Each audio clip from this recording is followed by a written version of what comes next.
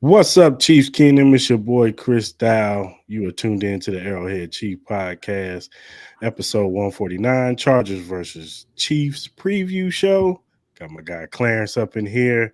We got some special guests. We're going to introduce them in a second, but we got a lot to talk about. We're going to preview this game against the Chargers. We all know how those games go. They always go down to the wire. So let's talk about it. Let's talk Chiefs. Yeah. Arrowhead Chiefs. It's your girl, Miss Nicole. We in hustle, baby. Started from the bottom, now we here. My homie at the start of his career. Let's go. Try to win him early, hear the truth. Tuning every Sunday for the juice. Arrowhead Chiefs Podcast, bringing all the news. If you missed the play, come back for reviews. Quick style. Out here rapping for the crew. Post game highlights, go subscribe on YouTube. If you missed the play, come back for reviews. Post game highlights, go subscribe on YouTube.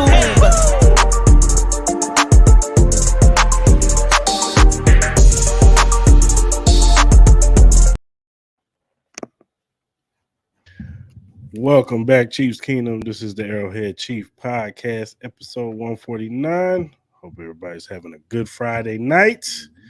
We got a couple special guests today. We got Wildcard Mall from Man Cave Podcast. What's going on, Wildcard? Man, what's happening, man? Appreciate you guys having me here. No problem. And we got a returning guest. He was on last season. Him and his partner came on. Colin from the Power Hour Chargers podcast. What's going on, Colin? Hey, how we doing, guys? Thanks for having me. No problem, man. And of course, I got my guy Clarence. What's up, Clarence? I can't call it, man. It's Friday night, though. You know what I'm saying? Sure. It's Red Friday today. Yeah, Friday, baby. All right, man. Well, let's get into it. I'm gonna go ahead and kick this off with I'm gonna ask Colin a few questions about a few people on the Chargers, starting with Justin Herbert. Now he in this offseason he got the big contract, which everybody was expecting him to get. Not saying he wasn't deserving of it. You know, he's a top tier quarterback, regardless of what people say about Justin Herbert. He is one of the better young quarterbacks in this league. What was your feeling, should I say? What was your feeling about him getting this contract? And how do you feel, with how the season has gone, how do you feel about Justin Herbert and him living up to the contract so far? Yeah, I guess my first reaction when he did sign was just relieved. You know, historically, this organization, when it comes to, recently it's been a lot better, but historically they don't pay a lot of, top dollar money to, top players. So it was good to see him get a deal done. And, it was just a deal. The size of the deal was, they've never made a deal that big, obviously. And so, that kind of raised a little concern for me, just in the talks leading up to it.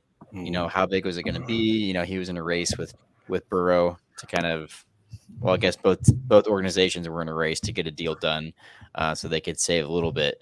But I think for the fan base, everyone was just relieved to see it get done, and see him be a Charger for the next 4 or 5 years is an awesome thing. And to answer your other question, I think he's already lived up to a large part of this deal just with his first 3 seasons.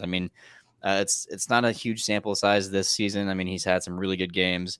He's had some games that haven't been so good. But ultimately, I think if you ask a lot of Charger fans, they're going to tell you, what he's shown over the first 3 seasons is enough to sell really any fan on, the long term with Justin Herbert. Now, of course, he needs to clean some stuff up. It's extra brutal when, your franchise quarterback doesn't have the best game and it happens to be on a Monday night where the whole country's watching. So it's going to be, looked at under a microscope a little bit. But I'm not too worried about it. To me, it was not even, it was not a great game by him. Seeing him miss some of those open throws was kind of shocking. So that's something that I haven't seen so far in the going on 4 years now that he's been quarterback. So I'm not worried about it. I don't think a lot of fans are, but ultimately that's our guy. and I don't think there's a lot of other guys that we would, trade him for. Um, when you think of Justin Herbert, he's always going to be constantly because the reports out there that the Miami Dolphins wanted Justin Herbert. They were split. I think Flores wanted Justin Herbert, but the ownership they wanted Tua, and so he's always going to be compared to Tua. And you see what Sure. last year Tua got hurt. So a lot of people equate that. Oh, that's why the Dolphins, even though they made the playoffs, they almost won their playoff game without him. This year, coming in this year, they're scoring at an alarming rate. Um, are there anybody in charge of fan base that are like, oh, we could have had Tua instead of Justin Herbert? I've never heard it. I mean, I don't think so. I've never heard anyone say that personally. I do think, what Mike McDaniels has been able to do in Miami has been nothing short of outstanding. I mean, Tua was basically, he was teetering on that bust line of just like, hey, they might move on from him completely. The whole Tom Brady fiasco. There's a lot going on there, but I think he has been the perfect McDaniels has been the perfect person, coach, piece to revive Tua's career. I mean, we got to see it last year when we played them, and we got to see it week 1 this year, and it was almost Right. like they took another step forward just with, the entire offense. Right. They have so much speed. I don't know why other teams aren't trying to just copy that exact same formula. They can hurt you so many different ways, and I think that helps Tua out a lot. But I mean, when you talk about the sheer just athleticism and talent, yeah, I mean, I would take Herbert every day. Obviously, he's the taller guy. He's got the bigger arm, and you know he can make plays. So I mean, I have nothing but love for Tua. It's definitely, I think Dolphin fans over the last couple of years have really made me want to dislike him. But ultimately, I have nothing bad to say. I think he's what he's done this year has been amazing. Wildcard Mall. From a Chiefs perspective, what are your thoughts on Justin Herbert? Is I'll be honest, is the talent and the potential of what Justin Herbert can be is obviously is there. I just think sometimes from the lack of offensive game plan, kind of always kind of stunning his growth. Also you got to look at he's always kind of been thrown to the fire because his main weapons are often hurt. It's not like you see, you know, Keenan Allen, Mike Williams, and Austin Eckler on the field all together at a complete team on a regular basis. You don't see that. So that, when your weapons aren't available, it tends to harp in your performance. I mean, we could talk about Patrick when he was missing Travis Kelce week 1. I mean, you miss that security blankets and people that gonna make plays. They not there. It's a trust factor you got to build. And sometimes it kind of gets stuck where he has to just rely on Austin Eckler sometimes. So, but you look at overall performance is not bad. And then, like Colin said, there's sometimes just there's some hair scratching moments. You're like, miss throw here, kind of throwing in double coverage every now and then. You're like, sometimes you don't get too cute, Justin. So it's like, you're like, calm it down. You got the skills, but you also got to put it together when it matters too. And there's some other factors that they're dealing with that. I say what you want. If I had a head coach that would put my team in losing situations on purpose, I would have a problem with that too. But that's another topic. So Justin Herbert does have the talent, but is not elite on a consistent basis. You see flashes of elite, Right. but can you do it on a consistent basis where you're like, all right, yeah, you that guy. Yeah, you that guy. It's like you get flashes, but you don't get enough consistency from it. And 25 years old, he still got time to put it together. But right now, you don't want to be have your career trajectory going into that Dak Prescott when you in year 8 and you can't break that glass ceiling. So hey, we'll see what he can do. He got the time. I think he needs some right coaching around him, to be honest. Yeah, I can agree with that. I think coaching has set him back. Um, I was actually a fan of Anthony. I actually like Anthony Lynn. I ain't think Anthony Lynn was a bad coach. Honestly, I don't think he should have got fired. I think if he had had a couple more seasons with Anthony Lynn, you probably would have saw a little bit better growth with Herbert. But that's just my opinion. I don't know how Charger fans felt about Anthony Lynn. Maybe they thought he had to go.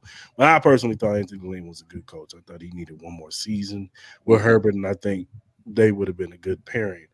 Um, and then I think with Herbert, sometimes you see it in a game. It's like every game he'll make 5 or 6 throws. It's like not Wow. every, like maybe only Mahomes and Josh Allen can make that throw. You know what I'm saying? Like, and then sometimes he'll just make a throw, and it's like, what are you doing? Like, what are you doing, man? And with Mahomes, sometimes we've seen him make those throws before. Like he tends to make the right throw more often than not. But sometimes Mahomes can make a throw, and you like, "What are you doing, Yeah. Mahomes? Like you getting a little too cute, man. I get it. You got a little leeway because you won a couple Super Bowls, and Yeah. But sometimes he get too cute with the sidearms, and it's like if you just do it regular, Yeah. maybe. But Patrick can get away with Yeah, that. Like he can't. Because when 9 he got times out of 10, he's gonna make that throw. Like he'll Justin side has arm it. Justin has one playoff appearance and Yeah. you blew a big lead. So that's Mhm. your leeway on doing that a lot is going to be Yeah. different from Yeah. situations like that. I agree. Clarence, what is your thoughts on Justin Herbert? Well, I think Kellen Moore is the wrong offensive coordinator for them Mm. in this season in particular.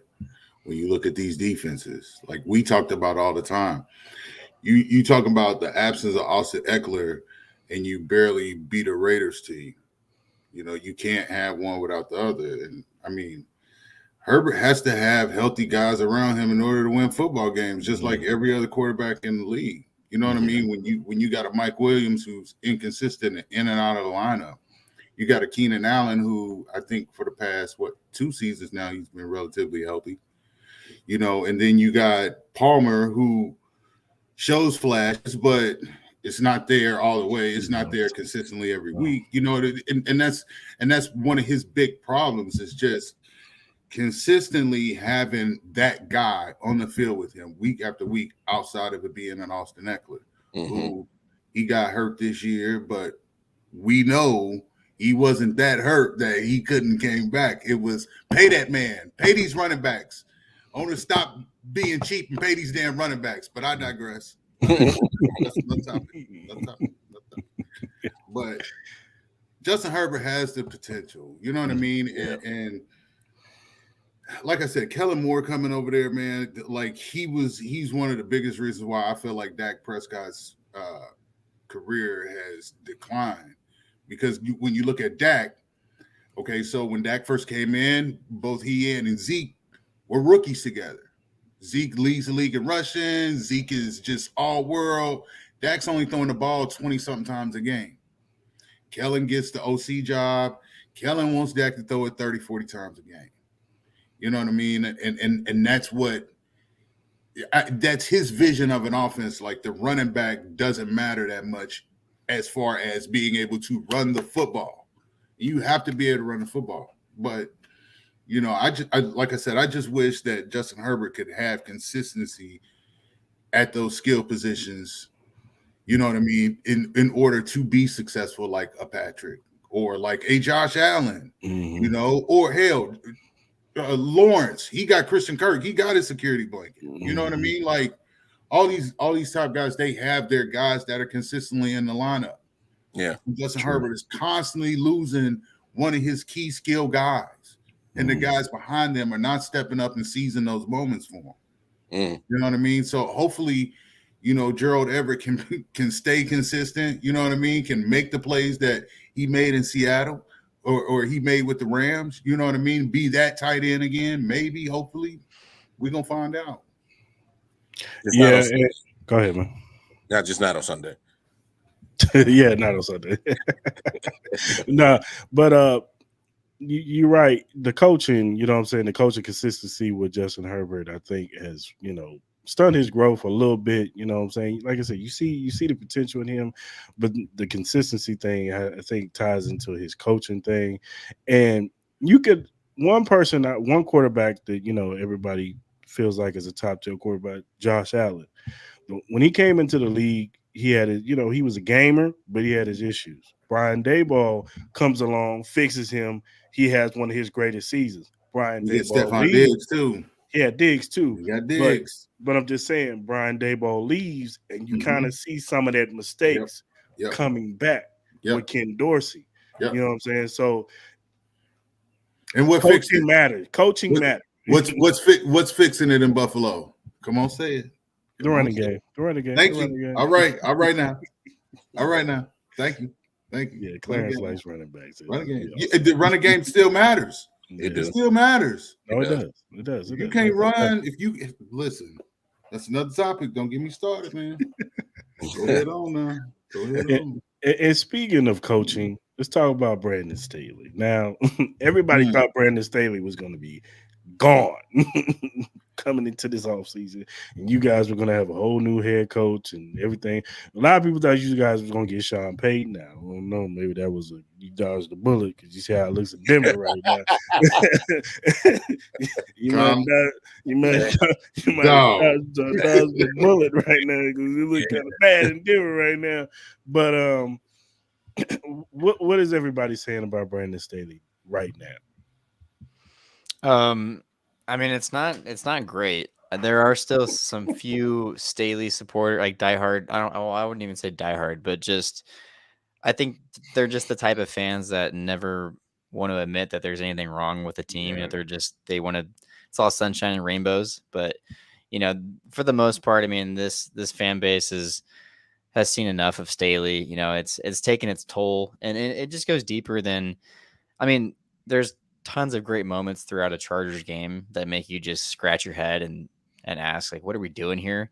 And that's a lot of it, but it also just goes deeper than that as well. I think there's never really been a really good culture that's been set up under Staley. I think when you hire a guy that's got 4 years of experience in the league, all at assistant positions or just position coaches, you're not going to get someone that's a real true leader of men. I think that's something that they definitely, I mean, they had a really good leader in Anthony Lynn.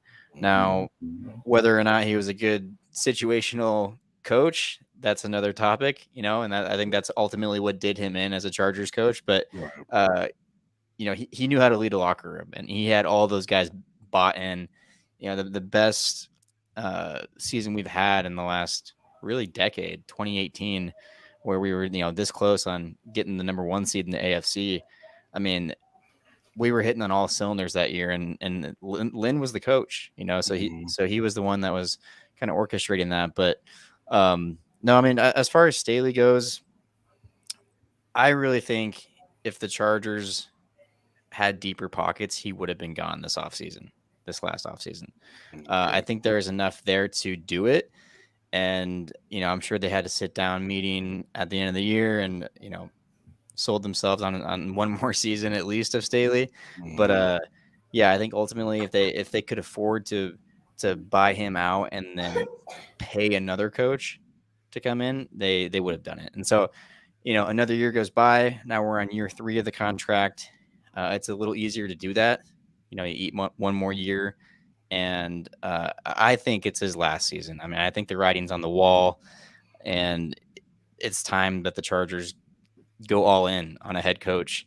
They never really have in the last 2 decades, that I've been watching coming up on now. So it's time. They have to get someone in that will maximize the most out of Justin Herbert. They need someone to just come in and honestly, they need a new GM.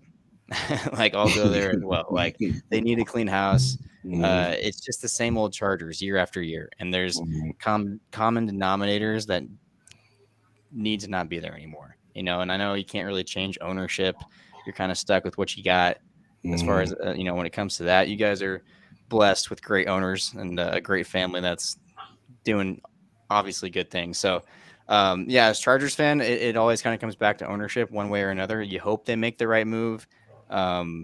This is really the time to do it because you can't keep wasting Justin Herbert's career just like you did with Phillip Rivers. You have a Hall of Fame quarterback there, and there's not really a lot to show for it. With Brandon Staley, he's a young guy, so you guys let him go in the offseason. Do you think you guys can afford to go get another young, maybe he's an offensive minded guy, but could you guys get afford to go get another young guy, or do you think you need to go get like a veteran head coach? Or a veteran minded coach, who's been in the league for, 10 plus years, who's been around, he's right there at the cusp of being a coach, like maybe an Eric Bieniemy, somebody like that may come in. He's been around, he's been trying to get head coach job after head coaching job. And you see it with the Commanders, you see that those guys are bought in over there. So maybe somebody like that rather than like maybe a Ben Johnson who's got the Lions looking good over there, and he's getting the best of the Jared Goff, but maybe a young head coach may not be the move for you. Or is it Kellen Moore? That too. That's a great, I think it's a tough one, right? Because either way, if you go with the younger guy, you're going to gamble. Sometimes the best coordinators are coordinators for a reason. They can call a great game, but when you factor in, that aspect of it, and they have to be the head coach, and they have a lot of other things going on game day on the sideline. We've seen young coaches, get promoted into that role, and they struggle. It's whether it's time management or situational or, one thing or another. Like, it's tough to have, and shout out to all the veteran head coaches that have been doing this for decades, like the Bill Belichick's out there, that they just make it look so easy to run the whole show. But it's not. And, I think that's always a gamble. You go with, the hot, young, offensive-minded coach, but is he going to turn into a good head coach? Not everyone's Sean McVay. I think Sean McVay is a great example of, someone that just was able to elevate into that role seamlessly, and, now look at him. So it's definitely a gamble, and just because of that, I know there's fans out there. I've already seen people in our mentions like, nope, I want someone that is established, veteran. I want, goddamn it, go get Belichick. Like, they fire him, and I'm like, all right, I'm not on that train. But so it's, I don't. I mean, if you're asking me personally, I think I would go the younger route. Yeah, but Bill turn LA upside down. Yeah, Oh, dude, could you imagine Bill? Palm trees. Get out of here. Yeah, bro. Hell no. Someone's gonna bring him iced coffee. He's gonna slap it out of their hands. Like, what the hell is this? I don't really drink iced coffee like that. He goes to Dunkin', but it's not for iced coffee. I like my coffee black. Yeah, I don't think Bill will fit in with LA media. No, sir, no way. The media would hate him, bro. He can get around with that in New England. He can't get around with that in LA. They be like, what? It'd be bad. Grand opening, grand closing, same day. Yo, bro, get him up out of here, bro. Nah, this ain't it. Same day. Dude's gonna fire the owners day one. Like, no, this is my show now. New sheriff in town. It'll go down bad, man. Yeah, and he gonna want to be the GM, and I love Bill Belichick. He can scout defense. He can't scout offense for nothing. Oh man. Yeah, some bad receivers over there. Now let's talk about Kellen Moore. How do you guys feel about his play calling so far? Compared to Lombardi last year? Compared to Lombardi last year, who I felt like in the first half, he was a great first half coach. But in the second half, it was just like everybody just figured out his scheme. And you guys it was just a different show in the second half. I mean, the example is the playoff game against Jacksonville. It's like first half, you guys was rolling, and then all of a sudden, second half come around, you guys can't get nothing going. So compared to that, how's Kellen Moore look? Man, it can't get much worse than what it was last year. And that was the phenomena of just tuning in every week and being like, there's no way they can do it again this week. And I mean, again and again, second half collapses were just a theme last season. So no, I mean, compared to the offense last year, I mean, I'll be honest with you, Kellen Moore hasn't really blown the socks off of Chargers fans yet. Yeah, I think one of the biggest head scratchers was, I mean, week 1, we have all the offseason hype of, oh my gosh, Kellen Moore, Justin Herbert, like they're going to be a match made in heaven. They're going to throw for 350 every game, and it's going to be, top 3 offense, all this stuff, right? And they just ran the ball, ran the ball, ran the ball. I couldn't tell you how many rushing attempts they had, but I know they rushed for like 230 yards in that week 1 Completely out of game. Kellen Moore's character. Completely So out of his character. right. And so that was it was a kind of a weird introduction to him because everyone's thinking, he's going to open up the passing game, and we didn't get to see a whole lot week 1. And then kind of in the weeks following, Minnesota was definitely his best game as the offensive coordinator. But and a lot of that too, I think it was just Justin Herbert and Keenan Allen being on the same page and just going, insane. But yeah, I'm still. I mean, I think his best play calling is still in front of him. I definitely question his situational approaches, which I think is the whole reason Mike McCarthy was kind of over him. He's like, hey, I get that you want to pass for 400 every game, but we need to run the ball in the last 4 minutes of the game, and put games away. So there's been a couple 4th and 1s that a few of them we've gotten out of that we went for 4th and 1 and we didn't get it, but we were able to escape with a win. But it's just certain play calls like that just make you think like there's got to be something more creative in there to get 1 yard, versus the Eckler up the middle, which everyone's expecting, or the QB sneak, the tush push, which no one has really seemed to perfect other than Philadelphia. Right. Yeah. Yeah. Sure. I haven't really seen anything from Kellen Moore to that makes your offense pop. You know what I'm saying? Like I think that's one thing you guys were missing last year was a lot of you guys didn't go to down the field that much. It was a lot of screen passes and behind the line of scrimmage stuff. And it seems like you guys are doing pretty much the same stuff this year. So I'm not the biggest Kellen Moore fan. I never was a fan of him in Dallas. He never did anything in Dallas where I was like, yeah, he's the next guy. He's it. Like I always thought he was okay. He was solid, but he wasn't nothing to wow you. So when you guys hired him and everybody was like, oh, that's a good hire, I was like, I guess. I mean, if you're comparing it to Joe Lombardi, yeah, sure. Right. I think that was actually more of the hype was just, oh my God, Lombardi's not our OC. Like Yeah. So, now in the first round, you guys selected Quentin Johnson. Now, during the college season last year, everybody was talking about he was going to be the number 1 guy. He's the number 1 wide receiver coming out next year. He's got all the traits. He's 6'4". He's fast. He's big. Except for Steve Smith. Yeah, but that was later in the year. Okay. But after that title game, a lot of people have been down. They were kind of down on him going into the draft. His stock has started dropping. You guys end up selecting him, which I wasn't mad at it. I get it. He's in the mode of a Chargers type receiver, the Mike Williams, the Keenan Allens, the 6'3", 6'4" type guys. So he would have been a good 3rd receiver. So I wasn't mad at it. But the production hasn't been there yet. So far, what is everybody? Are they like feeling like he's a bust already? Are you guys being patient with him? Are you blaming more so the offensive not getting him the ball? What is everybody's thoughts as far as Charger fans go when it comes to Quentin Johnson?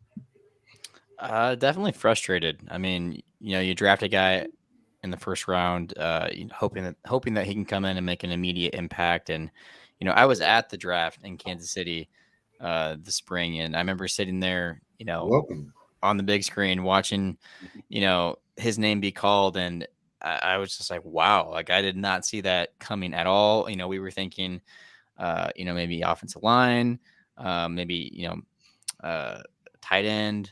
That was a big discussion that we, us fans were having. Mm-hmm. And I it's another thing that I think going back to the whole Tom Telesco, Brandon Staley, like this regime that they've had for the last couple of years, one of the big things that's been a big head scratcher for myself personally has just been the talent evaluation, like the talent that they've gone out and brought in, mainly in the draft, because like you guys, like you just said, Chris, he does seem like a Chargers wide receiver. He's big, he's tall, he's got good hands, but we already have 3 of those dudes. We don't need another one. We need something that's going to move the needle Right. more than just a Mike Williams 2.0. A lot of people were really in on Zay Flowers because, that's, we're begging this team to go out and get speed. They have none of it on offense. I love Keenan Allen. I love Mike Williams, but what they bring to the offense is not speed. They have their own specific skill sets.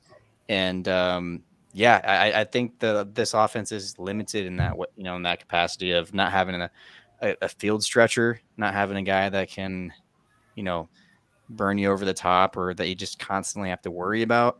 So I think ultimately with Quentin Johnson, he doesn't have enough trust with Justin Herbert for whatever reason. Really his entire, since he's come into the league and we've drafted him, it's been like a big head scratch. He came out himself and said that before during mini camp, before OTAs, he was like, oh yeah, I've already secured a starting spot.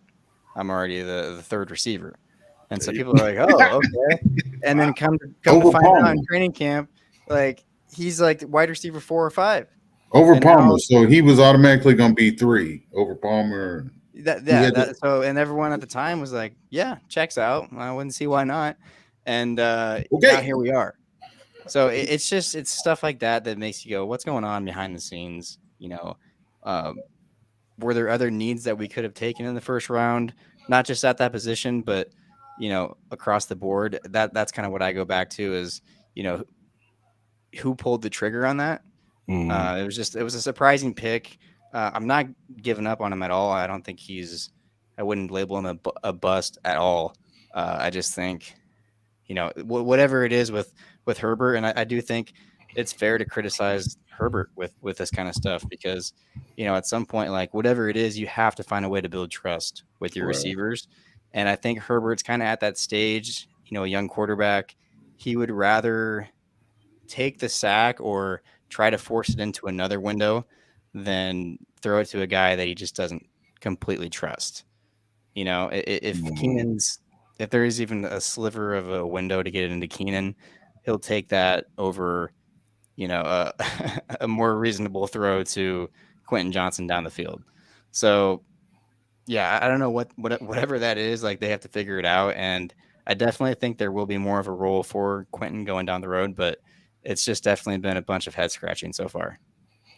Yeah, it sounds like, and I think I can speak for me and be Clarence and Wildcard Mall when it comes to, we kind of dealing with that this season with Sky Moore.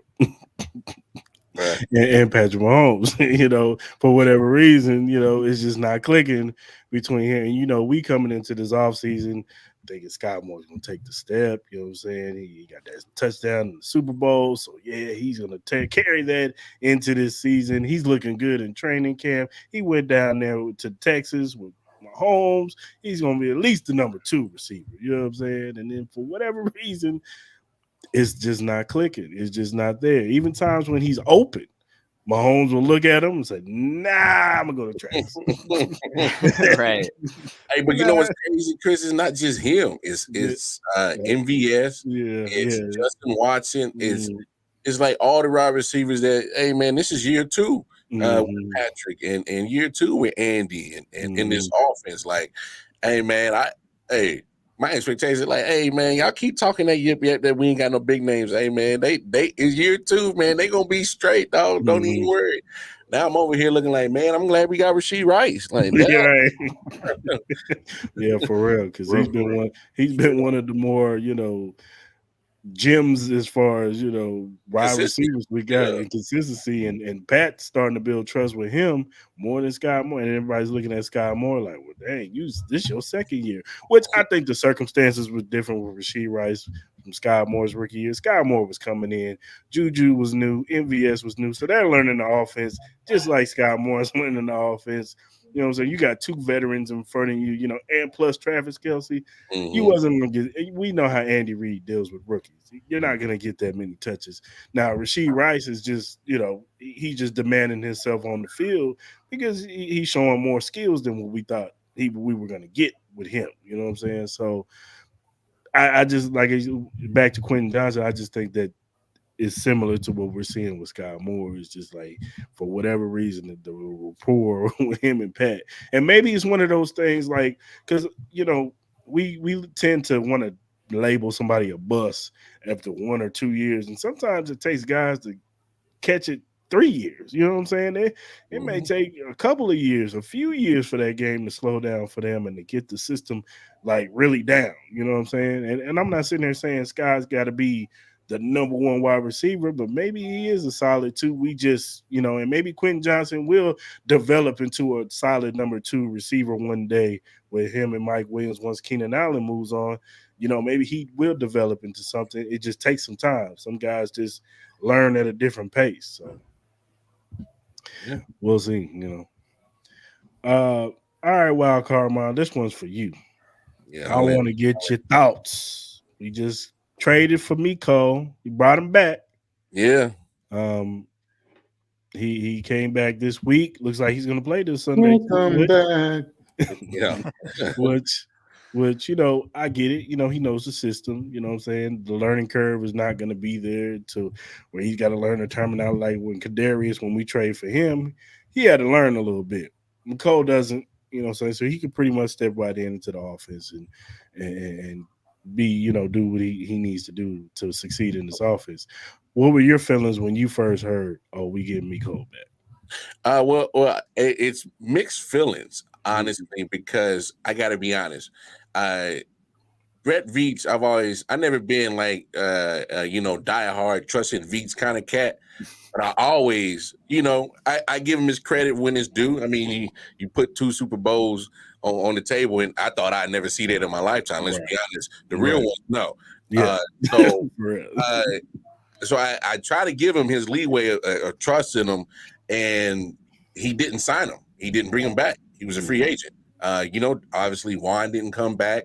Colin Saunders didn't come back. So there's a couple of guys that are part of that Super Bowl run that the Chiefs have been on and fan favorites. You're like, damn, man, why didn't you bring them back? They still young, still got something that they could play and still give, and it's part of that core Super Bowl, joint we got. Like, why are you breaking it up? And then you kind of see the moves that he makes, and it's like, yo, he's really trying to refurbish with great talent, but get it at the cheap. And that's kind of what been Brett Veach's strategy is retool it with young talent, but keep it cheap. Because he ain't trying to pay nobody. Hey, man, this dude pockets is tight right now, so I don't know what is up with him. But, hey, I trust his strategy. But here's the good part about Miko, and you kind of say it to it, Chris. He comes back in. He's part of that core that helped we get 2 Super Bowls.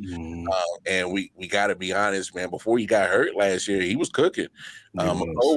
He may not have the always the blow your mind type of stats, but he's always been that type of player on this offense for the Chiefs that he gets you key touchdowns. It's not about the actual yardage that he puts. It's about the multiple ways that you can use him and he can get in the end zone. And that's what has always been great about McCole. So you bring that back right now, man, because let's be honest. Look, we all can keep it real. We ain't accustomed for the last 5 years of this offense ain't putting up like 4 or 5 touchdowns. We ain't used to this. We accustomed to seeing y'all put at least 28, 35 on the board. That's what we're accustomed to. Right. So when you see Miami can put up 70 against that same defense and you only put up 19, you're like, well, what the hell going on? What's up with us? So we can't compare what we used to do to what we do now. And I know that's what a lot of Chiefs fans are doing, but McCole can help break that monotony up real quick. and kind of bring some of that explosiveness back, because for some reason nobody else can run the jet sweep shit for the Chiefs right now. Right. That's what McCole Adolph. He was killing it in that jet sweep Yeah, joint. yeah. Ask the 49ers back Yeah, in they was killing Nick Bosa with that. Oh, Nick Bosa was like, "What the? oh damn! He in the end zone now, isn't he? Now. So I mean, there's an aspect of explosiveness that I think the Chiefs offense is just missing right now. That can't immediately come back with McCole. So that's the positive about that. What's your thoughts, Clarence? As far as Cole, him and Frank, welcome back. You know what I mean? First and foremost. Is Frank official yet? Not yet. It's not official yet. I think they're waiting. I think they're gonna wait a week and then bring him back next week. I think they bring him back for Denver. He in Kansas City though. I think they bring him back for Denver. He in I Kansas think City they bring him back for Denver to get their revenge. You already know, and we can't forget Charles Omeni. Charles Omeni is back. Oh my gosh, I can't wait to see what he does, though. Yeah, that goes without question. But Cole coming back, I mean, it's more speed to get vertical, which you need to do that to open up that middle of the field, those intermediate routes, because nobody's winning on the perimeter and getting that separation to pull the safeties, pull the linebackers, and make them have to be honest. And Travis got a lot of traffic around him right now. Rasheed Rice got a lot of traffic around him right now. And if you're not threatening them vertically on the outside, on the perimeter, like, you wasting your time. You only gonna score 19 points. Right. You know what I'm saying? That plus the way defenses are playing. I mean, we talk about this all the time. Like, defenses are just really playing some damn good football this year. Yeah. Like, we gotta give our hat to what defensive coordinators have been doing all off season, because they've been working. These teams can play some damn good defense, and they got guys that can play and stay with wide receivers now. They got good athletes, linebackers that can run in space, can cover, can do everything, stop the run in nickel formation, nickel packages. You know what I'm saying? So, but Cole coming back, it's more than just that jet action, because you can put him, you can empty it out, and you can put him on the backside of Travis and have him run a deep over route and double it up, so it frees up Travis on that, and then you can sit Rasheed underneath that. You know what I mean? And watch those linebackers key on Travis, and Rasheed has all this green grass real estate to eat in. That's what they need to see. They need to see him without bodies around him, so that he can make moves and get rack yards and yak yards. You know what I mean? Like, that speed, that experience there, hopefully that consistency, because, there's a couple guys that can't stay healthy, or we don't know if they can be healthy. And then you got another guy that can only run one route. You know what I mean? Hey, listen, man. Hey, listen. That's my observation. I don't know for real that, like, maybe they can, but I'm just saying that's all I see.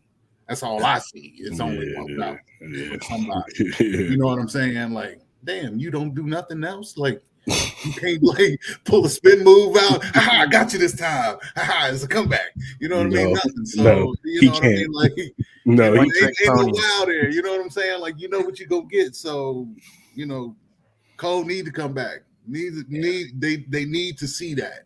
You know what I mean? Like, you can put Cole and KT on the field at the same time, and defensive coordinators got to be like, okay, so what they about to do? This is about to be real interesting. You know what I mean? Who's running the jet action? Oh, neither one of them. Oh, they running this. They doing this. Like, it gives defensive coordinators another wrinkle to look at, which is going to be a problem 4 games from now, 5 games from now, 6 games, because you won't know where it's coming from. You won't know what to stop and how to stop it. Yeah, I agree. One thing Cole also brings is that, because, with MVS, Justin Watson, there are fast guys, but they have that build-up speed. So they have to, like, run like 10 miles, 10 yards to build up that speed. Whereas in Cole, he could just break out his break and be, gone. You know what I'm saying? And you got to respect that type of speed. I personally don't think they respect the MVS speed. They could just, because, he has to build his speed up. Even Justin Watson has to build his speed up. Cole, like I said, he he's out the break. If you don't get a hand on Cole, he It's might be hitting gone. his head on the Gone. goalpost. You know what I'm He saying? gone. So, and then one thing I will say is Cole. He's like you said, he's good with the jet sweeps. They're going to use him for that. They're going to use him for the end arounds, the pop passes that they like to do. That will allow Kadarius Toney to run real wide receiver routes, not these end arounds and these behind the line of scrimmage stuff. That's not his game because he does too much of this for him to do all that. He needs to go straight forward behind the line, past the line of scrimmage. That's the type of route you need to be running with Kadarius Toney. You don't need to be running these behind the stuff because he tries to do too much. You know what I'm saying? Whereas McCole, he just goes. You know what I'm saying? He's not going to try to shake you or do nothing like that. He's just going to try to run past you. So that's what Miko is going to bring to this offense, and hopefully that will help Sky Moore out too. You know what I'm saying? In the middle of the field, the Rasheed Rice, that will help him continue to grow, and hopefully we can get some Justin Ross on the outside. That's just my, Bro, how you let Justin Ross make that great catch against Minnesota, and then you was like, yeah, man, we seen enough from you, dog. Like, you don't go back to that? Like, what are we talking about? You know, because ain't nobody in that room is saying, I'm the best wide receiver, I'm the lead dog. Y'all follow suit. That's why. Because you can't depend. There's certain people you can't depend on to be a leader enough to say, let me help this young dog out and let me pull this coverage and make a play and run something other than the route that everybody know I'm gonna run. I'm gonna shut the hell up. Y'all go ahead on. Don't mind me. Are you talking about the guy that has? I'm not talking about nobody. The name with the 3 letters. Are you talking about that guy? I'm not talking about nobody, Chris. He's played with Green Bay. Played with Aaron Rodgers. He's out there. Yeah, he's out there just running. Dude just running cardio. Yeah. Hey, that man in great shape. Getting all the snaps. Not just one rib. Just one route. Just one rib. I just want one rib. Just one route. That's all I got. Damn. You all are look. Hey, I'm not running from you. You all know how I feel about MVS. It's bad. I don't know why he's on the field. Hey, making all that money and he on the field doing that. He would have been on the bench for real. Hey, now you know what it is. He used to run cross country back in high school, bro. He like, doing running just for the hell of it. He gone after this season, hopefully.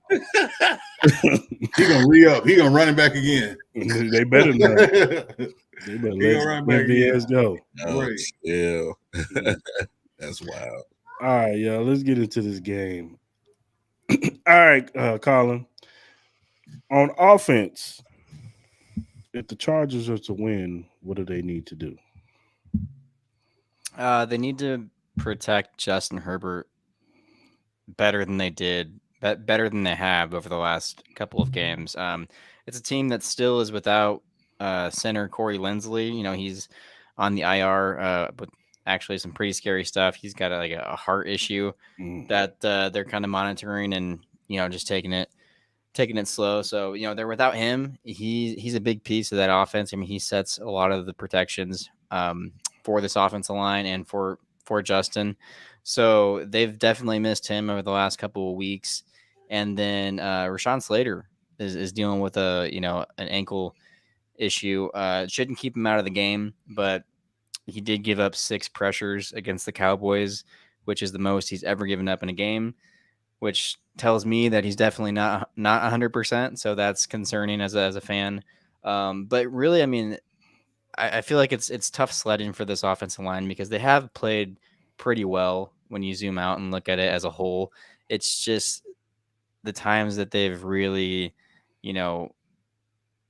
rolled over have been in crucial moments. They've been, at the end of the game against Miami or Tennessee in overtime, or even, on Monday night, with the Cowboys. So they need to be able to hold up in protection when it matters most. I think we can probably all agree this is going to be a tight game. Probably going to be 3. I mean, it's a Chargers game, so it's definitely going to be decided by 3 points or less. So we know that. But I mean, it's going to come down to big plays in the second half. And I feel like over the last 2 games, 2 or 3 matchups between these two teams, the Chargers have had their foot on the Chiefs' throat, and they just have not been able to stomp down. They've whether it's maybe they miss a pass down the field, a penalty that brings back a big play. They just cannot seem to make that one or two more plays to finish a game. So, this offensive line, I definitely think they're going to have to perform at a high level consistently throughout the game if this team wants to have a chance to hang with you guys. Okay. Wild card on defense. What do the Chiefs need to do to win this game? Well, the Chiefs got to continue to do what they've been doing, being a top team when it comes to not allowing certain yardage. Been playing well against the run, been playing well against the pass, looking like a real legit top elite defense, and making sure that they keep you from getting going. And hey, they keeping you out the end zone, top 3 in scoring defense as well. So it's ironic that the Chiefs go to the Super Bowl with a mediocre defense around 15th and 19th, 20th ranked defense. And now you're giving Patrick Mahomes a top 5 defense. Okay. Sleep on the offense as much as you want, but the way that this defense is playing, Right. getting a menu off that suspension. I got my own thoughts on that suspension. I'll save that for another podcast. We can have that conversation another day. But obviously Frank Clark probably coming back more than likely. That adds another pass rusher to the situation. We got to remember the Chiefs were second in sacks last year. Yeah. Not Philly. But one thing that's going on with the Chiefs right now, the sacks are starting to get revved up, and it's not just Chris Jones, which by the way has a sack in every game that he's played in. Pay the man. And you look at hey, they talk to me, Clarence, man. I mean, let's be real about it. The man. Don't get me started, man. Hey, all I'm saying is every game he's played in, he's gotten a sack. So I guess we gonna talk about it. How the hell Chris only get a 1-year deal, man? Hey, well, I mean, look. Brett Reese wants him at his price. Chris Jones, if I'm him, I will continue to do what I do right now and keep balling and say, no, you're going to have to come to my price. And I hate to say it, I love the guy. I hope he, finishes his career in Kansas City. But he deserves his paper. And the Chiefs don't want to give it to him. He as an athlete has to go somewhere where they're going to give it to him. And he's going to get it. He's going to get it. He's going to get it. But you look at the defense. Here's the X factor of the Chiefs defense. And Colin, you're going to hate this. Drew Tranquil has been helping y'all defense for years and being the unsung hero of that defense, in my opinion. Been a very unsung hero of that Chargers defense for years. I don't know why you don't offer him a contract. He comes in and he fits right in with the Chiefs defense. The linebacker play as a whole has been crazy. Superb. Name a weakness right now in this Chiefs defense, and we can talk about it. Until then, it's kind of hard to see where your weakness is on this Chiefs defense. All it is just got to continue. Hey, if Colin says that they're having issues with the protection on the offensive line, man, I'm expecting cats to be eating this week. Time to go get it. So Chiefs defense has just got to take advantage of your opportunities that are there, and they'll be there because if you're having a problem protecting up the middle, come on, we got one of the best D tackles that can create pressure. The only guy creating better pressure than him happens to be named Aaron Donald, so that puts you in a stratosphere. Let's be honest about it. And then Karlaftis been getting after it. FAU is getting close. He's getting close to getting his full sack. He's getting close to a full one. But it's like everybody's contributing. Name one person that hasn't stepped on the field and hasn't contributed for that Chiefs defense. Yeah, just gotta continue it. Chiefs defense been looking the truth, man. Yeah, Mike Dana's another. He's like a Charger killer. Oh, yeah. Mike Dana's been. I don't know what it's about the Chargers and Mike Dana. He comes to play when it comes to So yeah, Mike Dana too. No, that this defense has been playing surprise. These corners, man. Yeah, I can't say enough about Trent McDuffie and L'Jarius Sneed. They've been superb this year. You can't complain about them. we haven't seen corner play like this probably since James Hasty and Dale And Carter. bro, well, you taking it back now. So it's like and it's funny you say that because everybody want to talk about Sauce Gardner and DJ Reed. They want to talk about Seattle with the young rookie and Witherspoon and Tariq in his second year. And hey, by all means, good combos. But come on, man. Y'all not sitting on the defense right now. I give Cleveland their credit. They're looking good. But we got to call a spade a spade. Y'all defense ain't up there in all just about every statistical category, balling on all levels, and everybody's contributed. Everybody. So I'll ride with Chiefs defense all day. Yeah. This defense continue to play like this, then we're always going to be a hard out. Even with the offense, with their struggles, we always going to still be in the game if this defense can play like this. All right, Clarence, on offense, if the Chiefs want to win, what do they need to do? First, start with Pop. It's got to start with 10.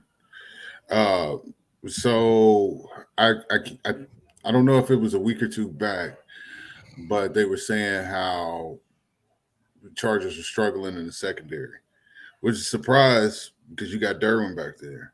You know, the expectation, Derwin get them right. But then J.C. Jackson has his issues and is back in New England now. You know what I mean? So I really haven't been able to stay up on, Asante Samuel Jr., how he's been this year. I was curious about that secondary, who's in and who's out. I noticed against the Raiders, with the exception to a few big plays, they looked halfway decent. My thing is, like I said, it has to start with the run because this is a division game, and I don't give a damn how they looked Monday night. I don't give a damn how they looked against the Raiders. They come into Arrowhead. Derwin body slam Travis in Arrowhead. All right. Number 9. What's that cat's name? Number 9? Murray. Murray. Yeah. He can run. Khalil just had 5, 6, 8 sacks. 6 against the Raiders. You know what I'm saying? Like this is division game, so everything is turned up a little bit. You know what I'm saying? Like Mar, you talked about how the Dolphins hung 70 on them, but we barely got 19. You know what I'm saying? This is what this division does. You got division plus Super Bowl champ plus Arrowhead plus we trying to smack them because they got Taylor Swift and them over there. They doing all this extra shit. You know what I'm saying? Like it's all these components that make teams just want to smack the hell out of the Chiefs every chance they get. So they getting that A game. You know what I mean? So offensively for us, it's run the football, establish that identity on the ground, establish it. Then you can wrinkle in Cole and let them do what they do and let Pat get busy. But you're gonna have to get that identity going on the ground first. You notice when Pop gets busy early, this is a totally different football team. Totally different team. That's true. I'm expecting Andy Reid to pull out the good plays this week because the good plays have about 10 to 12 runs in the first half. Because Denver. Let me tell you something, and Colin, you're not in this class because usually he pulls out the good plays for the Chargers because he knows. Yeah, but he likes to beat y'all. Andy Reid will give you that. Oh, we look forward to the challenge of playing said team. Let's say it's the Bears or the Broncos. He'll give you that, but he'll tell you how you feel about you in the game when he giving Kadarius Toney read option plays and have him throw down the field. It was a fake field goal. We ain't never done no fake field goals. A tush push with the punter. Because you know why he did that? Because he don't respect Denver. So I expect this week the good plays on offense is gonna get called. Hopefully. At least the B sheet. Maybe not the A sheet, but the B sheet. It better be the A sheet. The B plus sheets. Something. Yeah, bring out the Waffle House. Did they sweep? I know he getting busy. If he got the Waffle House ready, then I know he getting busy, dog. No, that was 2 years ago. Okay. So yeah, don't forget the Chargers came in the Arrowhead and got. Oh, they beat us. And, you know what I mean? We turned the ball over like 20 times. That. Yeah, don't forget like Pat threw an interception in the end zone. Thing. You know what I'm saying? Yeah, Pat threw an interception. Yeah, in the end zone. Off of Kemp. He tried to do a no bounced off his shoulder. Yeah, he tried to do a no look to Marcus. You have never throw no look to Marcus Kemp, man. What you doing? He ain't ready for that. That guy's a special teamer. What are we doing, man? Right. Clyde fumbled like 20 times. Right. Like, it was a bad game. It was a bad game. But like I said, these games always come down to the wire. So I expect another. We on the edge. Be ready. Get your blood pressure pills ready. Fellas, because you're gonna be at the edge of your seat in the fourth quarter. Yeah, because something gonna happen. Somebody gonna do something that piss you off. Like, what? So, where's Joey Bosa? Was he playing this year? He playing, but I heard his toes jacked up. His toes broken, so he's been playing through it. Yeah, him and Derwin just cannot seem to stay healthy. I mean, it's a bunch of lingering injuries, but in a sense, I don't know. I think that can almost be worse than just being out for a couple weeks. If it, really affects the way that you're going to be out there full speed flying around. But yeah, I mean, he's been in a lot of games just at like more of a limited capacity. So I mean, we'll see what he does this week. But yeah, they need him. They need something on that defensive line to get pressure on Mahomes. All right, Colin. Speaking of defense, on defense, what do you guys have to do to win this game? On defense, this team needs to do whatever it has to do to create more turnovers. You guys were just talking about how the last time they came into Arrowhead and won, you guys turned the ball over like crazy. I think that's something that really hasn't been a thing over the last season or two. I remember specifically, I think it was just a couple of years ago, and in the Anthony Lynn era, like that defense was always getting turnovers. I mean, they were getting like at least 2 a game, like a lot of times closer to 3, if not more. And you just kind of expected, no matter what, there was going to be a couple of huge plays on defense to either bail you out of bad situations or just really put you in a good one. So they have to figure out a way how to take the ball away from this offense. That's tough to do when you have Pat Mahomes down there. But I do think it's a double-edged sword when you're facing Mahomes, because you can't you have to play all the way through the snap.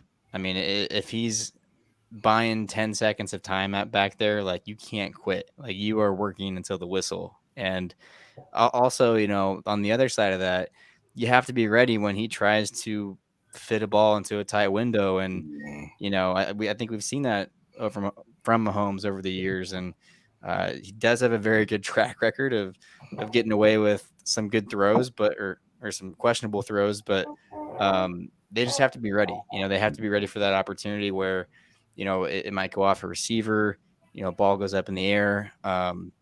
Because that ultimately could be the reason. I mean, look at last year's game at Arrowhead. The 99-yard pick six. Like, it's just a huge play like that. How many times do you see a ball like, it could be a pick six, but the guy drops the ball, or it happened last year with Asante Samuel. He dropped the interception from Patrick Mahomes. Or he does make the play, and then he trips and no, he only gets 20 yards out of it. And it's just different things like that. Like, they have to cash in on the opportunities that are going to come throughout the game.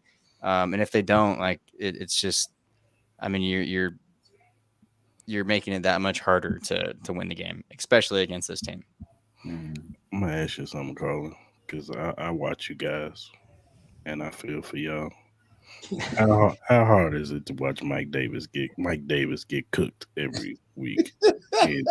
Dude, honestly, this is the first year where I've really felt like, man, I think he fell off, because I mean, he really was, for the last couple of years, one of the better corners on this team. He was the guy that came in last year, J.C. Jackson essentially just stole his job immediately upon signing, and he came back in and played better than J.C. He was great down the stretch last year. He was one of our best corners, but I'm a believer that Staley is slowly killing these players on defense. Like I think Derwin's had a drop Absolutely. off from this last year. Asante Samuel Jr. Like they're just not making these explosive highlight plays that you're used to seeing. You know, you're used to seeing Asante Samuel Jr. Show up on the ticker with an interception or Derwin and it's just been a drought over the last really this season and last season. So yeah, they're going to have to get turnovers, but no, to answer your question, I mean, it's been tough just watching any of these DBs this year. Yeah, because last week against the Cowboys, it was just like Jesus, they picking on them now. Yeah, that's Staley for you, man. 3rd and 6, we're gonna give him 8 yards of cushion. Yeah. Like, don't get beat over the top. But see, and you can't do that. Come on. But then they still get beat over the top. Like that's the one thing you're gonna do, and you still get beat at it. It's not a great look. No. All right, Colin, who are some Charger players that we need to watch out for? Austin Eckler. I think. I mean, I don't know if you guys are gambling people, but I would say he's a very, very good candidate to score an anytime touchdown this week. I think a lot of people were expecting that last week. Coming back off the injury list, but no, I think they're going to have to get him the ball in space, and ultimately, I think he will have some sort of an impact on this game. I think he's going to get stronger as he comes back from this ankle injury. So, yeah, I would watch out for Austin Eckler. Kellen Moore is going to make him a big part of this offensive scheme, and I would definitely say Austin Eckler. The other one that I would say is Keenan Allen. Keenan Allen loves to play the Chiefs. I think he's had some really good battles with you guys over the years. And he's going to have a big game to really open up some other things on this offense. But those two guys, and then ultimately you got to watch out for number 10. I think number 10, he had a not so great game on national TV, and I think he was probably pissed off more than anyone. So.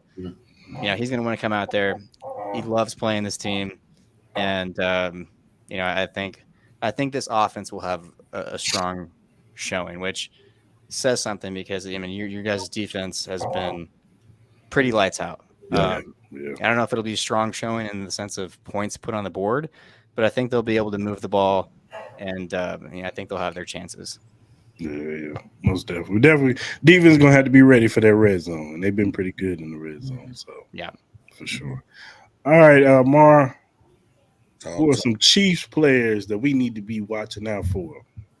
And I can give you a defense and offensive. On defense, to me it starts with the CEO of Sack Nation, Chris Jones. I know him and Herbert. Hey, man. They was over there being fishing buddies over the off season and all that. Well, okay, Chris, and reel him in on this one. Reel him in on this one. Justin Herbert. Let's be honest, that is the fire starter of that offense. As important as Eckler is, and the interchangeable of injuries that goes on that offense. It starts with Herbert. So, get big boy number 10 on the ground, harass him. Even just the pressure there, let's ramp it up. Hit him, hit that big boy. We saw how in that week 2 matchup last year where you keep hitting him, it kind of changes some things. Even though he still made a couple of miraculous throws after that was like, my God. Yeah, man, that rope. You put that thing on a rope, bro. I was like, bro, wouldn't you just? Like touched over like just a second ago. Ribs hurting, broken. Man, that was a ball. I was like, damn, boy. They took your ribs like you went against Arthur Bryant's. Like, come on, let's do it again then. So, look, it starts with Chris, and I think that get that going. Get the rest of this defense flowing through you. Once you start eating, it's going to start. They're going to collapse. Hey, you got to stop 95. So then everybody else is going to start eating. So it starts with that on that. On the offensive side, look, I know that Chargers defense is giving up the cheeks through the air, and honestly, to me, this is a Justin Ross game. I really think this is a Justin Ross game because he can go ahead and because obviously they're going to look at trying to stop Travis, the usual suspect. They're going to try to stop Rashee Rice. Obviously, everybody's been paying attention to him actually being the guy that that's been stepping up as wide receiver one. So, hey man, to me, an X factor. Let Justin Ross start getting, especially in the red zone where we've been having trouble. Right. Like that's a jump ball. That is he's 6'3", 6'4". You've been having trouble in the red zone. He can run some of those red zone routes that can get the easy touchdowns, get the flow of that offense going in the red zone, and make your life a little bit easier. So just don't get cute with no damn fake field goal crap. Like, don't take the best quarterback off the field to run that crap no more. That was whatever that was. But get this offense back to what it was in the red zone because it don't look familiar. So Justin Ross can be that guy. He already got the advantage over the D-backs. Ain't built 6'3", 6'4". And you going against 5'9", 5'10" guys? Come on.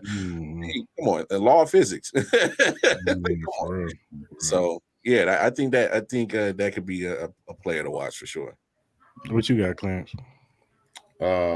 Defensively, for me, it's going to be the corners.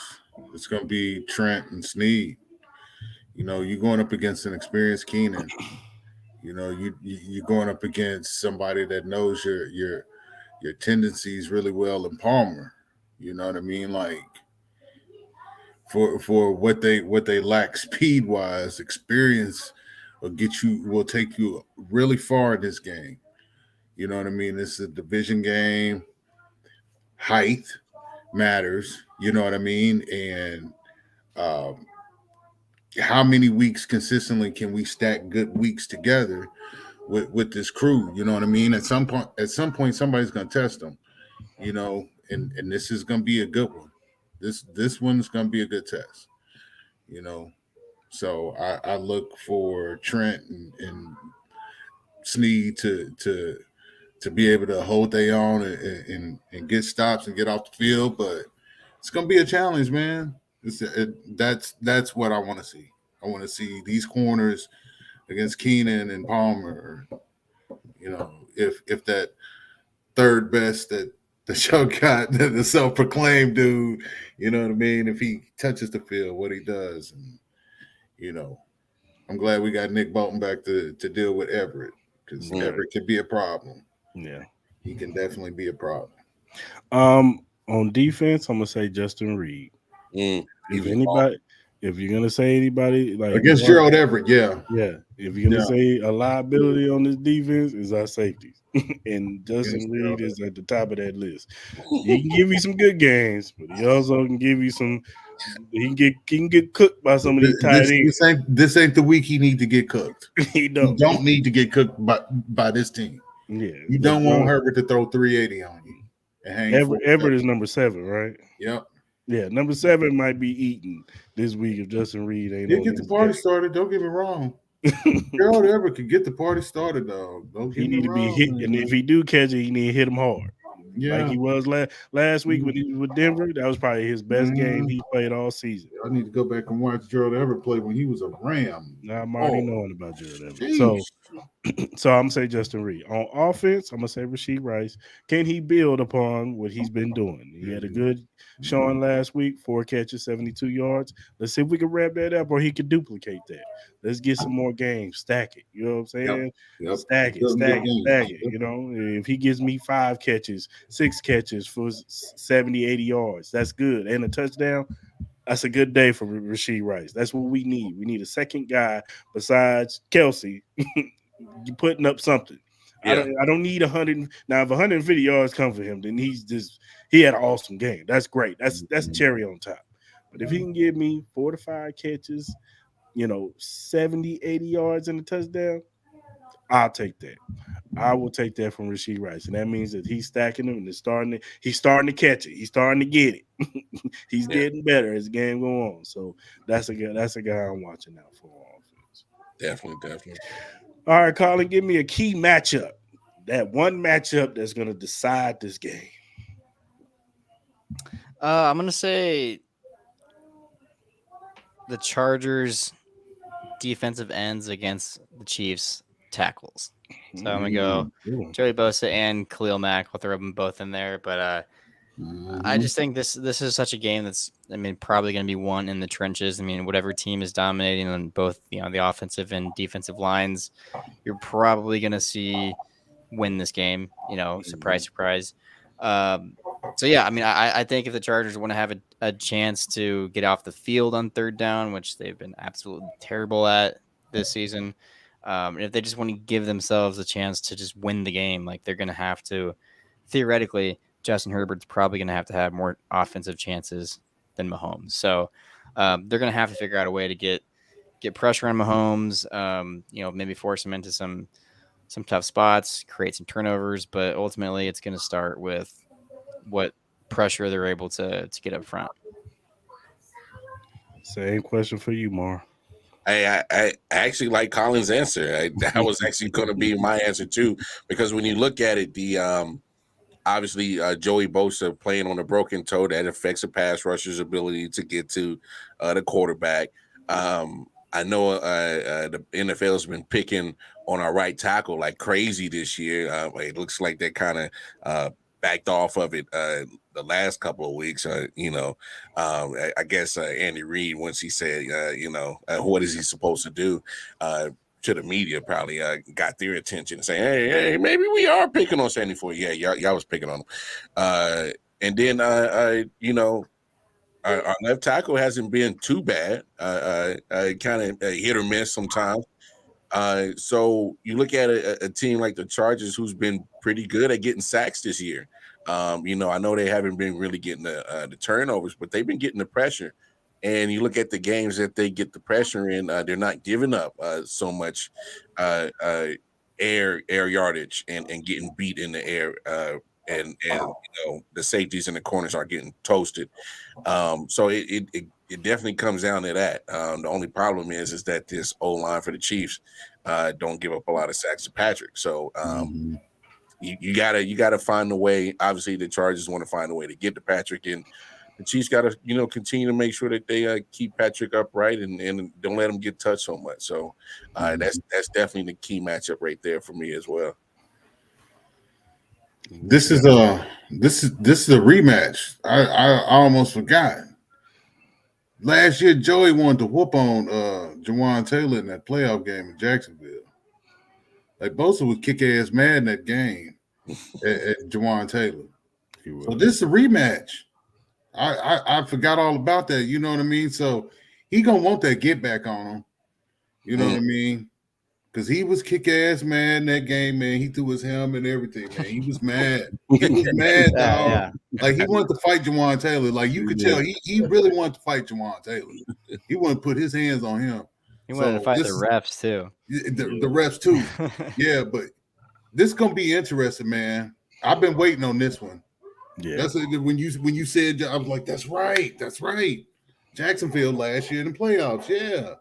So this is the first time Bosa has gotten to see him this year. You know what I mean? So he gonna want some of that get back on him. You know, he gonna want some of that get back on Juwan. This is gonna be interesting Sunday. My key matchup is Patrick Mahomes versus Patrick Mahomes. That's fair.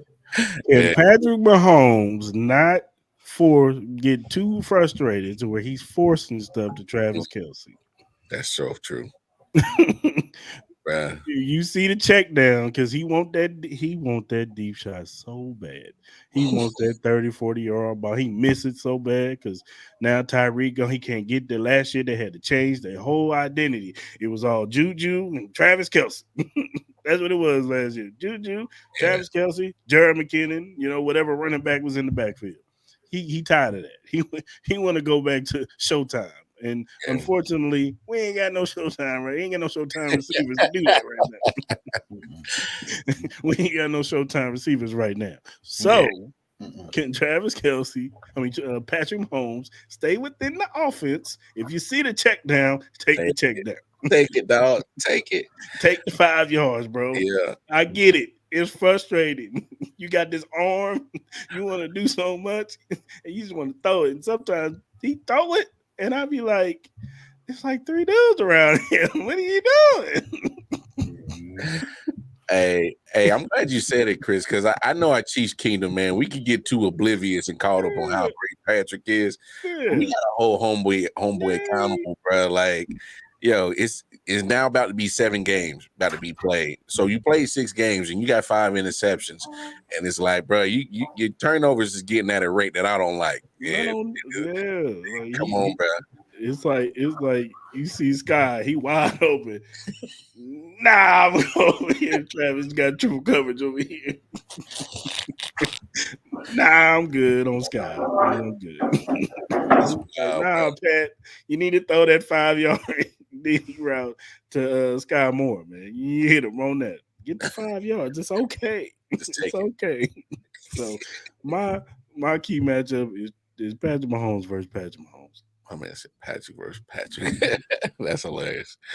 Because I think Pat, I'm not trying to make it sound like I think Pat get bored sometimes. I do. I think he gets bored. They go up just like the Jets game. He went up 17-0. Then all of a sudden he was just like, man, I'm just going to try shit. I'm just going to try shit. And that try shit almost lost us the game. Bruh. Like, man, you try to shit in practice, bruh. In practice. I get it, man. Success is hard, but damn. Success is hard. But damn. Nah, man, go do that shit. Go do that Harlem Globetrotter shit in practice, dog. Yeah, practice, dog. Leave that out the game, man. Especially when we need it. Man. So, all right, Colin. Score prediction time. Clarence's favorite time. Clarence hates. All right, yeah, we just did this predictions on our show. We just made these last night on our episode. So, look, I think it's going to be a close game. I think it'll be pretty similar to the last couple Chargers-Chief matchups that we've seen. But ultimately, I just don't have a ton of faith in my Bolts to make the plays down the stretch when they need to. It just always seems to be something with this team late in the second half of the game, whether it's a coaching blunder or if it's just the offense not having a great game, the offensive line breaking down in protection. I think they'll have their chances. I'm just not sure that they'll be able to cash in. So I'm gonna go Chiefs 27. And I'm going to go Chargers 21. Mm-hmm. What you got for me, Mar? Man, I was actually, I think this is the week that the Chiefs actually put some points on the board. I mean, the Charger defense, like letting any and everybody catch in the back and down the field. Like, why not us? So, look, I'm actually going to go 32-28. I think it's going to be slightly of a shootout, but I think we'll get maybe a couple stops or two when it matters, and Chris Jones will make sure that we get some Big Macs on Monday. So, yeah, I'm gonna go with 32-28 Chiefs. What you got, Clarence? Give me my 23-21. Your little odd numbers you be giving me. Hey. I mean, because you got to factor in the field goals. Yeah. So, Buck, not for nothing. Buckner's having his best season ever. Facts. So in keeping with that spirit, I'm gonna say 29-24. Okay. I'm going 24-21 Chiefs. I think it's gonna be tight. I think Buckner kicks the game-winning field goal. That's how I think it's gonna be. I just don't have. I got to see more consistency from this Chiefs team for me to say, oh, they ain't gonna give me high blood pressure. I'm not gonna fall into that trap. Mhm. I'm not gonna do it. It's a division game. I'm not You gonna know what I do mean? it. Like it's a division game. You know what I'm saying? This is who we are, man. Pat said it himself in the golf game. I keep it interesting. I keep it close, man. That's what he do. Yeah, keep that shit in Hollywood, bro. we don't need no type of Disney, triumphant Justin Herbert stories. I don't Well, need y'all better get y'all Alka-Seltzer and y'all blood pressure medicine because this shit's gonna go on all year. It's gonna be like this all year. Man, let me go holler at my cuz. I don't know if I got enough stuff for this. I need something stronger. It's gonna be like this all year. It's just another Sunday. But I Just another think they Sunday. can What are you only guys talking about? lose Yeah, one or two more games. yeah. I need a hybrid strain dealing with the Chiefs, messing with these boys, man. Yeah, Something calm me down. there's no such thing as a blowout. No. And even when he has a blowout, he has a potential of a blowout. He's like, yeah, nah. And get off that gas, bro. 17, 21-0. Bruh. We're gonna make this thing 21-14. I swear, Andy be like, yeah, man, I'm bored too. Hey, Patrick, you bored? Yeah, I'm bored too, man. Let's get some ratings. And no, man, killing me. And no, I need you to put the fire out on these Trying to boys. be like Buffalo. At least one thing I get Buffalo is that when they blow somebody out, they play blow 'em somebody out. out. They're the biggest front runners in the NFL. Boy, they blow you out, boy, won't they? They will put their foot on your neck. 45-3. We'll never get nothing like that. No. So, all right, fellas. Appreciate y'all coming on the pod. Mar, Colin, definitely appreciate y'all coming through, man. Yes, Colin, thanks for having me. Tell everybody where they can follow you at. You know what I'm saying? Hit you up, you know what I'm saying? Just in case, we win or we lose, they can hit you up. Congratulate you or gloat, whatever. No, right. No, you guys can follow us on Twitter or Instagram at Powder Hour Pod LA. If you're watching this, it's the little name under my name, the little handle right there. But yeah, you can catch all the latest updates about our episodes. And I think we haven't done one yet to crossover on our show, but we'll have to have you guys on later in the season when we play. So, but yeah, that's where you can find us. How about you, Wildcard, Mar? No doubt. Man, y'all can catch me everywhere. I'm literally everywhere. I.O.W Sports Network, definitely can find me there. Man Cave Sports Podcast is part of 613 Fade Production. So I do a wrestling show in the Four Corners of Wrestling. Twitter Space on Monday. Have me and Clarence on there, man. Wrestling with you. Hey, I'm everywhere for real. Yeah, so we can always make something happen, man. But yeah, chop it up with me, Casey Wildcard Mar on the Twitter, Wildcard Mar on the Facebook and Instagram, man. Appreciate y'all having me. Hey, the door's always open, man. Appreciate you. Also, check out Clarence. He's gonna be on Wildcard Mar's pod tomorrow. Yes, sir. We actually gonna record it, but I'm gonna release that joint before the game on Sunday. Okay. So kind of get you guys hyped before the actual game goes down. So it'll Wildcard Chief podcast, obviously for all our Chiefs content, but 20 minutes, 25 minutes just to get people hyped before the game. That's all it is. So yeah, I'm gonna be honored to have Clarence on there, have Unc on there. Yeah. I'm gonna actually give you a chance to let it all out about Chris Jones. I'm gonna give you a chance too. I'm gonna let you have it. Dog. Hey man, be careful what you ask for. Trust me. I don't want it, Chris. He didn't rent it and let that about. How much time you got? Past 10 episodes. You think he's the best dancer? How much time you got? Man, I'll let loose, man. You better watch out. Hey, I got the pulpit ready for you, Hey, dog. man. All right. Get them fans out. Yeah, we might have to do Get 'em out, communion and man. everything. I got Hey, the man. grape juice and the bread crumbs and everything, Hey, dog. man. I'm not playing. Listen. I got a lot to get off my chest. They don't run the ball.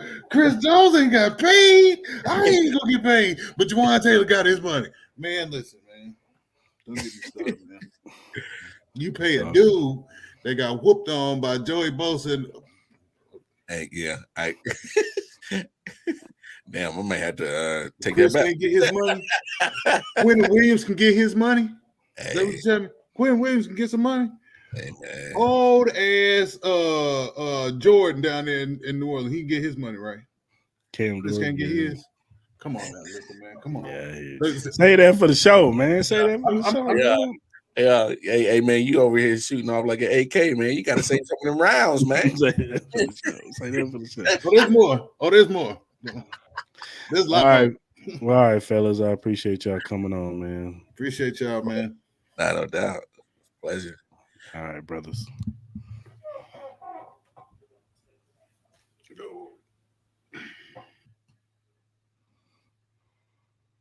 All right, bro. Appreciate you.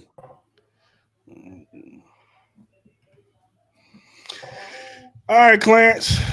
Yeah, how we feeling? You feeling good? You feeling dangerous? Yeah, I'm good, dog. Well, guess what, Clarence? We got an announcement to make, baby. Oh, yeah. Let them have it. Drop that news. If you haven't been paying attention to our social media account, guess what? We're affiliated now. We got a sponsor. Yeah. Glitch Energy Drinks. Go to glitchenergy.com. Look at all the energy. They got all kinds of energy drink powder and all that stuff. You make your own energy drink. They even got supplements too. It's mostly for people who are gamers. But if you work out, you can drink this stuff too. Your daily formula available, baby. Yeah. Yes, available. You know what I'm saying? And when you purchase it, you put the promo code in AHChiefPod, you get 10% off. That's right. 10% off. So we saving y'all some money when you buy something. You know Spider-Man 2 just came out. Go on, get you that Glitch Energy drink and drink some of it while you're playing Spider-Man 2 all night. Madden, 2K, whatever y'all play. Mortal Kombat, whatever y'all play. Y'all, I know y'all sitting there 12 hours. And get this Glitch, man, and stay up all night and just play Spider-Man 2. Peter Parker and Miles Morales, man. What you doing? Call of Duty, man. Red Dead, what? Man, what? Whatever season. Basketball season finna come up. 2K out. Go ahead, man. Get you some Glitch, man. Get you some Glitch. Shout out to Glitch, man, for sure.